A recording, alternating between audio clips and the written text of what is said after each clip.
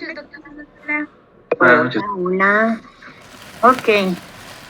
¿Alguna duda con respecto a lo que vimos ayer, retinopatía diabética? No, doctora. ¿Todo bien? No, Bueno. doctora. Entonces vamos a ver ahora retinopatía hipertensiva. Y esta es un poquito más cortita. La retinopatía hipertensiva, pues como su nombre lo dice, va a ser derivada a una microangiopatía también, pero esta va a ser debida al mal control de la presión arterial. Acuérdense que la hipertensión arterial pues va a afectar sobre todo presión cardíaca, vasos sanguíneos, y obviamente vamos a tener un estrechamiento en el calibre de los vasos, esto por la aterosclerosis. Acuérdense que tanto la retinopatía diabética como la retinopatía hipertensiva van a ser complicaciones de una enfermedad sistémica, pero también son enfermedades degenerativas. Quiere decir que son propias del envejecimiento y esto también va a condicionar daño a nivel ocular. Entonces, al haber una aterosclerosis, va a haber una disminución en el calibre, me va a condicionar una vasoconstricción, y dependiendo de esa vasoconstricción a través de los vasos, es que vamos a presentar cambios a nivel de la retina. Obviamente, les digo, es más frecuente observarlo en adultos de la tercera edad, pero eso no quiere decir a que no pueda existir una retinopatía hipertensiva en gente joven, sobre todo en esa gente joven que es obesa. Vamos a tener también esos cambios. Y en los ancianos, pues ya les dije, va a ser como un cambio degenerativo por rigidez en las arteriolas. Entonces, ¿qué va a pasar fisiopatológicamente a nivel de mi vasito sanguíneo? Aquellos pacientes que tienen una hipertensión arterial definiendo salvo mejor consideración de ustedes, porque acuérdense que yo me lo sé, pero a nivel oftalmológico. Ustedes a nivel médico general saben que la hipertensión arterial, las cifras deben de ser a partir de 140/90 de hipertensión o más, pero que sean cifras mantenidas, no que, ahorita tengo 160/90 y mañana ando en 120/80 y luego otra vez en 130/90 y luego en 110/70. O sea, eso no es hipertensión arterial.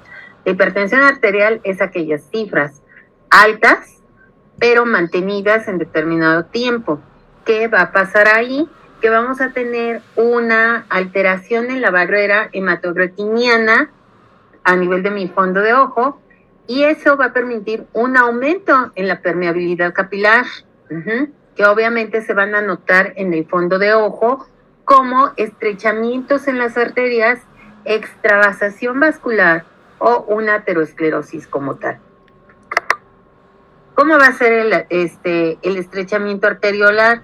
Puede ser de forma focal, esto quiere decir que va a estar localizado en determinado vaso sanguíneo, y el generalizado, pues obviamente que van a estar en todos los vasos sanguíneos de nuestra retina. Aquí vamos a observar un fondo de ojo, es un fondo de ojo del lado izquierdo, donde vamos a estar observando que tenemos una papila de bordes bien definidos, redonda, tamaño normal, color asalmonado, con una excavación prácticamente puntiforme. De ahí tenemos la emergencia central, tanto de la vena como de la arteria central de la retina, pero vean cómo lo que es la parte arterial está estenosada, bueno, no estenosada, está adelgazada, está estrecha, y esto va a condicionar que haya una disminución en la oxigenación de mi retina, ¿sale? Entonces, esa falta de oxígeno también me va a dar un sufrimiento a nivel de la retina, por eso es que en esta parte se ve más oscura y en esta se empieza a ver un poquito más clarita. Esta zona, muchachos, es el área macular. Acuérdense, el área comprendida entre las dos arcadas temporales. En el centro voy a tener a mi mácula, y vean cómo para macular existe un exudado cotonoso. Este exudado cotonoso me está hablando de isquemia en este punto, ¿sale? Por eso es importante checar el fondo de ojo. ¿Qué va a pasar cuando hay una extravasación de líquido en mi retina. Pues esa extravasación me va a estar hablando de un aumento en la permeabilidad del vaso sanguíneo, y entonces es cuando van a empezar a aparecer hemorragias en mi parénquima retiniano, y a diferencia de las hemorragias que les enseñé ayer de la retinopatía diabética, que eran redonditas, puntiformes, esas realmente son manchones y son las bien llamadas hemorragias en flama, que pueden estar presentes en la diabética o en la hipertensiva, pero son mucho más notables en la retinopatía hipertensiva. También esto es por una extravasación vascular, pero también va a haber una salida de líquido o de lípidos a nivel de mi parénquima retiniano, y eso es lo que me va a condicionar a la formación de un edema también a nivel macular, pero diferente al que se presenta con respecto a la diabetes. Aquí vamos a tener un edema macular, pero se le denomina en estrella macular. ¿Por qué? Porque la disposición de ¿cómo se llama? De este edema va a seguir exactamente este patrón, un patrón radial, ¿sale? En todo lo que es el área macular. Y eso se le conoce como edema macular. Ahora, si definimos, o más bien describimos nuestra papila óptica, vean aquí como mi papila óptica está perdiendo, ¿sí?, los bordes, está tumefacto. Entonces hay que tener cuidado, porque cuando los ponga a describir las papilas en pacientes, aquí todavía tenemos un borde bien definido, pero se están perdiendo. O sea, si no ponemos atención, este paciente me puede llegar a formar una papilitis. Entonces, ¿cómo describiríamos esta foto? Vamos a observar un fondo de ojo, una foto clínica de un ojo del lado derecho, en donde se observa una papila de bordes bien definidos, coloración pues amarillenta, de tamaño normal, de forma redonda, con excavación de 2 décimos, con emergencia de vasos centrales, donde se observa un agrosariamiento o una tortuosidad a expensas de los vasos temporales inferiores. A nivel macular voy a encontrar una estrella macular, o edema macular estrellado, como ustedes prefieran, con presencia de exudados cotonosos en la arcada 3, en la arcada temporal, 2 en la arcada temporal inferior, ¿sale? Esa es la descripción que tienen que hacer. Y el parénquima retiniano, pues de coloración normal. No se observan hemorragias, no hay que decirlo. Entonces, no es cierto, aquí están, miren, estas son hemorragias. Obviamente por el pixelaje de la foto no se observa.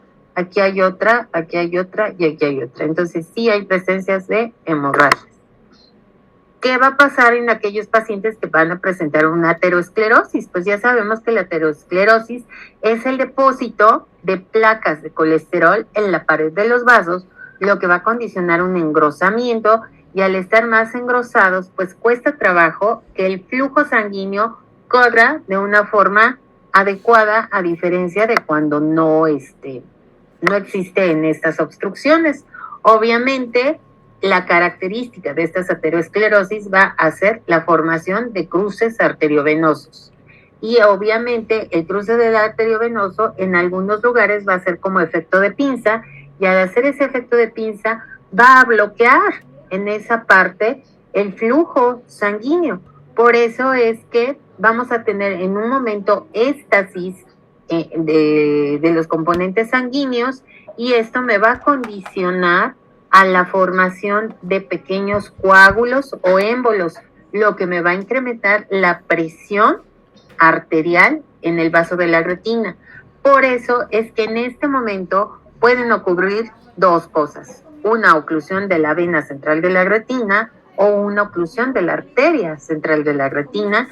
Y si se recuerdan, en las primeras clases les dije que esto pues sí condicionaba a una ceguera del paciente. ¿Qué otros cambios se van a presentar a nivel de los vasos sanguíneos al momento de estar haciendo pues estos cruces? Vean cómo aquí viene este vasito y pasa sobre esta venita, pero vean cómo aquí hay una disminución en el calibre, y esa disminución de calibre es lo que me va a condicionar una disminución del flujo o una interrupción del flujo. Aquí igualmente, vean cómo tenemos los cambios vasculares. Bueno, antes de que se me olvide, este tipo de características, muchachos, en donde no hay un buen flujo, o vean cómo va aquí el contenido sanguíneo en este vaso con respecto a los otros, por oxidación del hierro, de la hemoglobina, que, bueno, obviamente, más bien, del grupo hierro que va en el eritrocito, este cambio de coloración es a la que se le va a dar el nombre de hilos de cobre, y esta es parte de la clasificación de la retinopatía hipertensiva. El grado 1 únicamente va a ser la tortuosidad de los vasos, pero sin tener cambios a nivel del vaso sanguíneo. El grado 2 de la hipertensión arterial ya vamos a empezar a tener cambios debido al engrosamiento de las paredes del vaso, y es lo que vamos a denominar como vasos en alambre de cobre, ¿sale? Vamos evolucionando y vamos a notar que esos reflejos lumínicos a nivel de los vasos sanguíneos se van a ir disminuyendo, o se van a ir, ¿cómo se dice? El calibre del vaso va a ir disminuyendo, y entonces el flujo sanguíneo también va a ir disminuyendo.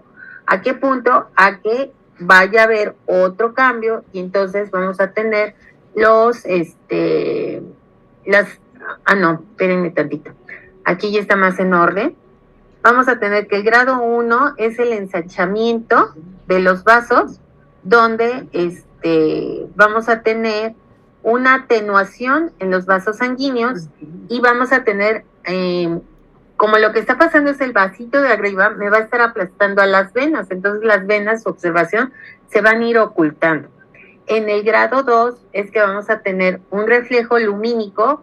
Con reflejo lumínico estoy dándoles a entender que el flujo que va transitando de sangre a través de los vasos retinianos va a ir disminuyendo por la obstrucción que estamos teniendo al estar formando o émbolos o los pinzamientos de los vasos sanguíneos, ¿sale? Entonces esto es lo que me va a condicionar a la tortuosidad de los vasos.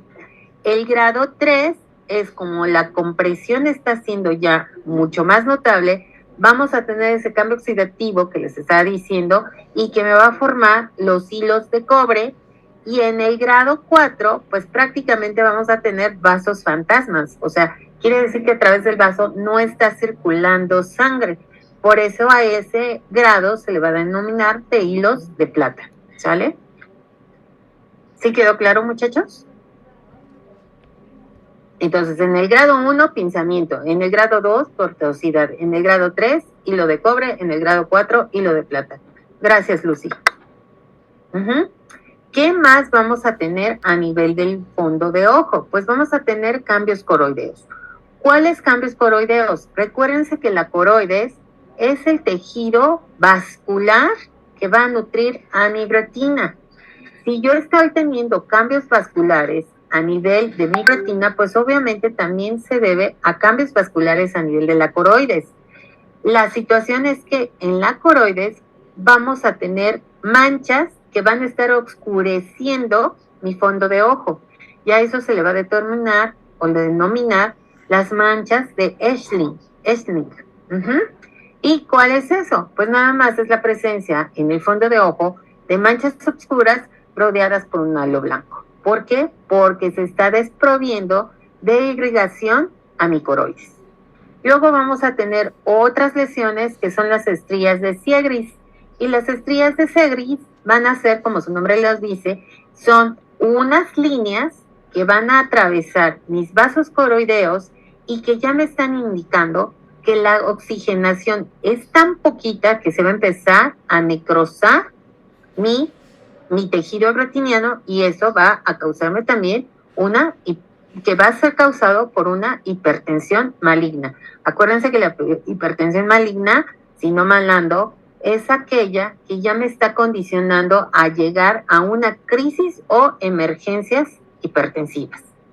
Y lo más grave que puede suceder por estos cambios va a ser el desprendimiento de retina exudativa. Cuando veamos desprendimiento de retina, vamos a saber que existen 3 tipos de desprendimiento de retina. El más frecuente, que es el reumatógeno. El siguiente, que es el traccional, porque es como complicación de los pacientes diabéticos. Y el tercero es el desprendimiento seroso, en el que básicamente es una trasudación de los líquidos que hay a nivel ocular y que empiezan a disecar la retina. Este es el único desprendimiento que puede ser reversible sin tratamiento quirúrgico. Entonces, este se va a producir también por un incremento de la presión intraocular grave. Acuérdense, es debido a una hipertensión arterial sistémica sistémica mal controlada. Y aquí tenemos las lesiones que les estaba platicando, que son las manchas de Eshling y las estrías de Siegfried. Estas son las estrías de Siegfried y estas son las manchas de Eshling. ¿Ok? Bueno, eso es con respecto a retinopatía hipertensiva. ¿Hay alguna duda, muchachos? No, doctora, todo claro. Ninguna. Todo claro, ya me imagino lo claro cuando hagamos el examen, ¿eh, malvados? Bueno. ¡Ah! Ok. Ay, chan. Bueno, déjenme. Busco. Espérenme tantito. La siguiente clase.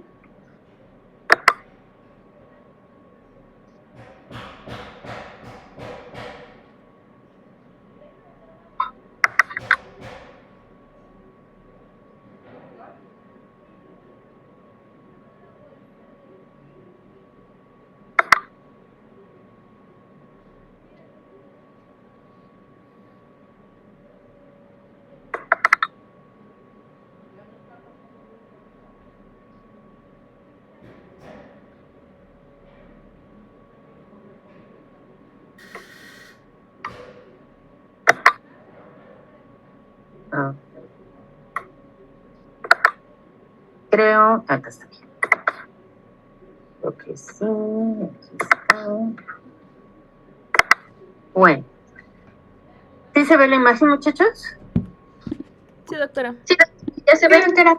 Ok, bueno, entonces ya con esto ya vimos las patologías del fondo de ojo. Ya vimos las patologías a nivel del nervio óptico, que es glaucoma. Ya vimos las 2 patologías que me van a afectar a los vasos sanguíneos, que es la retinopatía diabética y la retinopatía hipertensiva.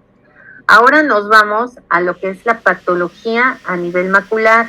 ¿Por qué tengo 21 participantes y tengo 29 alumnos? Lucía. No sé, doctora. No me avisaron. No te avisaron. Entonces ahorita me vas a anotar el nombre de los que están presentes. Y no sé por qué tengo a 8 ausentes. Sí, doctora, ahorita lo estamos. Sí, y eso obviamente se les va a tomar como falta. Y eso obviamente ya les bajó el promedio, porque califico asistencia. ¿Sale? Porque si ahorita yo estuviera tumbada en mi cama, gozando de mis vacaciones, y sin embargo estoy dándoles clase, porque cuando estoy con todo mi trabajo, les cumplo, pero les cumplo parcialmente, ahorita sí les voy a exigir la presencia. Porque si les estoy dando clases en mis vacaciones, es para completar el temario y pueda llevarlos a clínica. ¿Ok? Bueno. Ahora ya nos vamos a ir a la patología de mácula. Vamos a recordar que la mácula,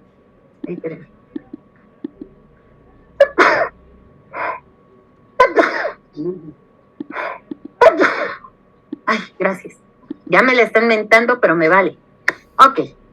Vamos a ver que la patología macular va a ser relativamente frecuente, sobre todo por la patología más frecuente a nivel mundial, que es la retinopatía diabética. La prevalencia de estas alteraciones visuales, muchachos, va a ser más frecuente en mujeres, principalmente sobre la 7ª década de la vida. Y obviamente, como su nombre lo dice, vamos a tener un deterioro en nuestra visión, pero sobre todo en la visión central, que es la mácula encargada de la visión central y de la visión fina.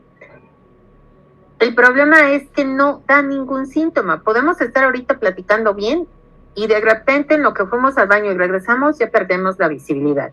¿Por qué? Porque estas pérdidas de la visión son de forma súbita. ¿Cuál es el origen de que se formen agujeros maculares? No se tiene aún una explicación ya así definida como tal. Lo único que suponemos nosotros, o sobre todo los que se encargan de estudiar retina y vitrio y todo lo que es el polo posterior, es que existen bandas de tracción anteroposterior u oblicuas que van a estar causando una tracción sobre las zonas donde está insertado mi gel vitrio. Obvio, si mi paciente es diabético, sobre todo, o si mi paciente es hipertenso, o mi paciente es hipertenso y aparte está haciendo trabajos de esfuerzos, esas tracciones pueden condicionar la tracción sobre el área macular, sobre el tejido retiniano del área macular, y entonces vamos a tener pequeñas separaciones de mi retina neurosensorial. Entonces, en esta foto, que realmente es un OCT, de mácula, vamos a ver que se empiezan a formar pequeñas lesiones o una interrupción de tejido sobre mi retina. Entonces, el estadio 1A, que así es la clasificación, ¿sí? En el 1A se empieza a formar un adelgazamiento sobre mi retina y vamos a tener la formación de un pequeño opérculo, ¿sí? Pero no hay agujero, o sea, empieza así como que a quererse romper como nada. Es como la tela, ¿no? De tanto que estamos usando una prenda, en una zona de fricción va a haber más adelgazamiento que en el resto de la estructura.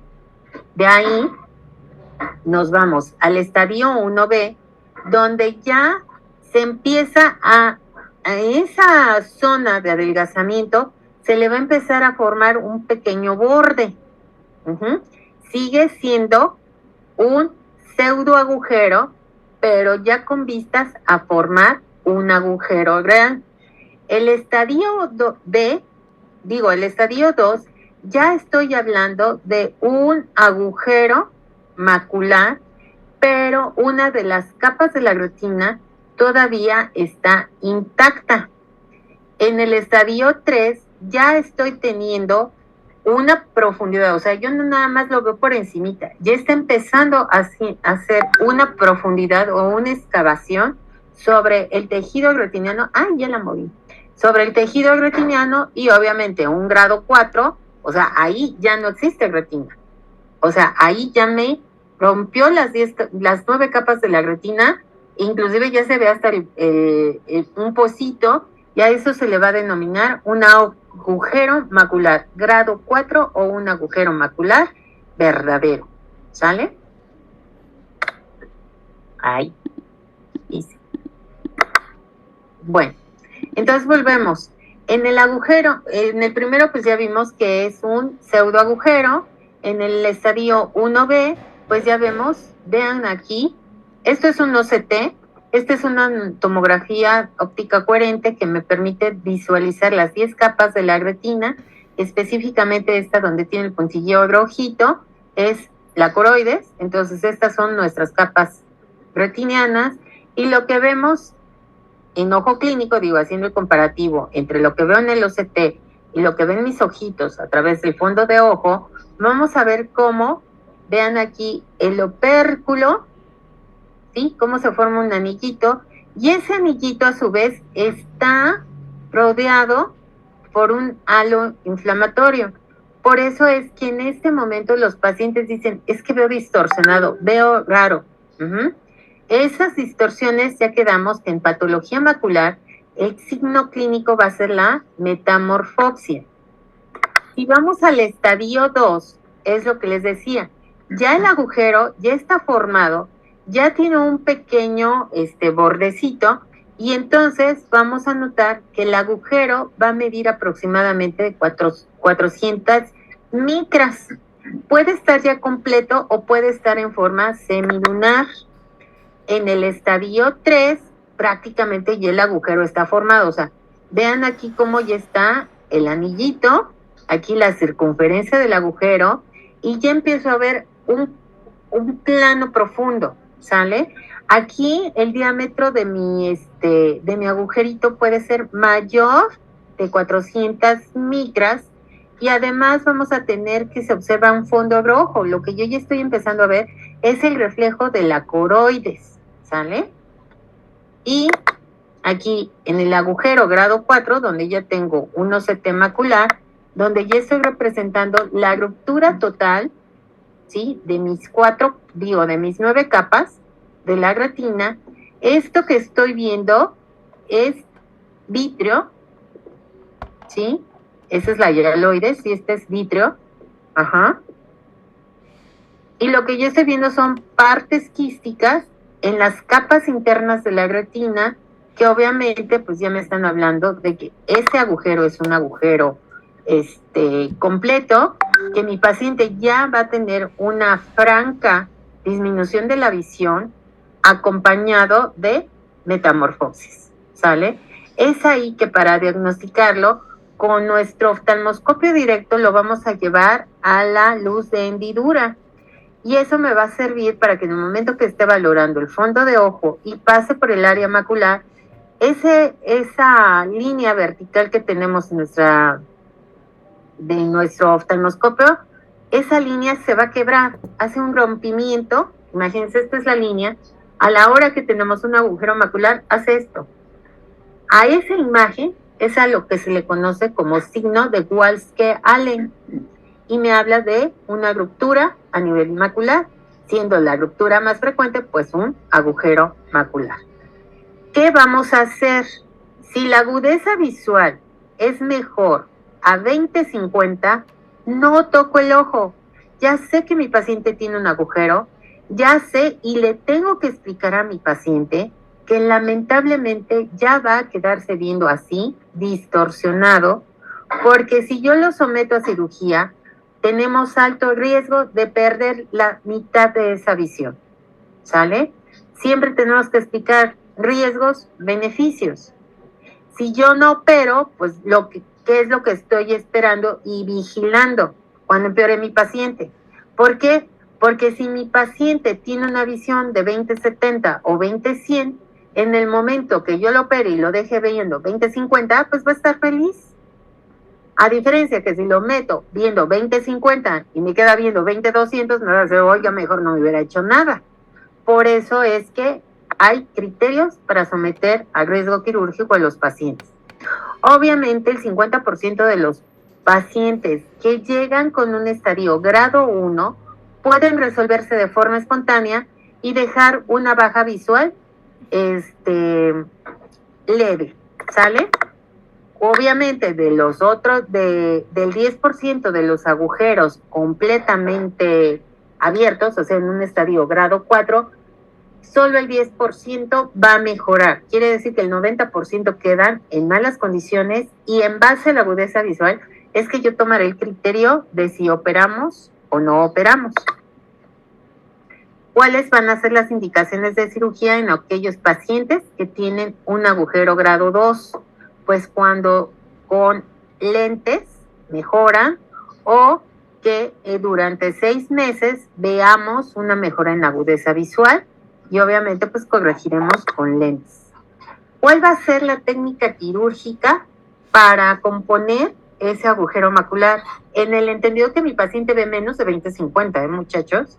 Bueno, pues la técnica quirúrgica que se realiza es la vitrectomía, y lo que hacemos es, obviamente, creo ese video no lo tengo a la mano, y no sé, pero les sugiero que busquen en su, ¿cómo se llama? En su Google, cómo se hace la vitrectomía, y van a ver que se realizan 3 perforaciones, y en esas 3 perforaciones hacemos la colocación de varias onditas, y estamos ahora sí literal nadando dentro del ojo. Lo que hacemos es tomar la membrana limitante interna, y cual fuera, como si fuera una ámpula, a todos nos ha salido una ámpula cuando nos aprieta un zapato. ¿Qué hacemos? Luego puncionamos, y el exudadito o el suerito que está dentro de esa ámpula, pues hace que quede un pellejito flotando. Bueno, imagínense que eso es parte de mi membrana limitante interna que está rota. Con unas pinzas especiales voy a tomar ese pellejito, que realmente vamos a pelar esa estructura. ¿Qué es lo que hacemos? A eso se le llama limitorexis. Voy a ir traccionando ese pellejito y darle exactamente 360 grados, porque voy a eliminar ese tejido, ¿sí? Estoy quitando la membrana limitante interna, ya no tiene ninguna función. Con un colorante especial voy a inyectarlo, por lo general es el verde de indocianina, o el azul cobalto, el azul tripán, que también lo ocupo para teñir la cápsula anterior de la catarata, cuando operamos catarata, y obviamente eso me va a asegurar mejor y percibir mejor el pelado de mi membrana limitante interna. Y posteriormente voy a estar haciendo pues pequeñas cauterizaciones para tratar de pegar o de uniformar el tejido, para que mi paciente valore o mejore la función, ¿sale? Y aquí tenemos el OCT de cómo, pues ya, ahora sí que de lo perdido a lo hallado, ya no está el boquetote, queda aquí una porción ya íntegra, una porción ya sellada, y entonces después de la vitrectomía, pues obviamente la visión va a mejorar. Insisto, no al 20/20, pero por lo menos ya no va a estar en un 20/200. Podemos tener una ganancia de un 20/50, máximo un 20/70, máximo un 20/50, y eso pues ya va a ser una cuestión reconfortante para mi paciente, ¿ok? ¿Dudas, muchachos? Obviamente, insisto, eso es a nivel focal, puede quedarse con un escotoma, puede tener alteraciones a nivel de campo visual, pero no va a perder su función, por lo menos en un buen tiempo. ¿Ok? ¿Dudas, muchachos? No, doctora, ninguna. No, doctora, ninguna. Conste, les van a salir las dudas, yo creo, el día del examen. Lucy, ya va a terminar nuestra reunión, entonces continuamos mañana para checar esto, porque no sé si quiera jalar el video, creo que, no, sí. A ver si nos da chance. Bueno, el video... El agujero macular es una enfermedad que afecta a la mácula, el área de 1 a 2 milímetros, localizada en el centro de la retina. Aquí es donde se localiza la concentración más alta de células visuales, lo que explica que la mácula controle la visión central definida y clara, necesaria para poder leer, escribir o conducir. El resto de la retina es la responsable de la visión menos precisa del campo periférico. En su caso, una tracción tangencial ha creado un agujero en su mácula. A veces, rápidamente este agujero aumenta en tamaño y los bordes se desprenden. Esto se acompaña de una disminución de la agudeza visual central que, sin operación, será en la mayoría de los casos irreversible. Irá perdiendo agudeza visual sin posibilidades de recuperarla. El objetivo de la intervención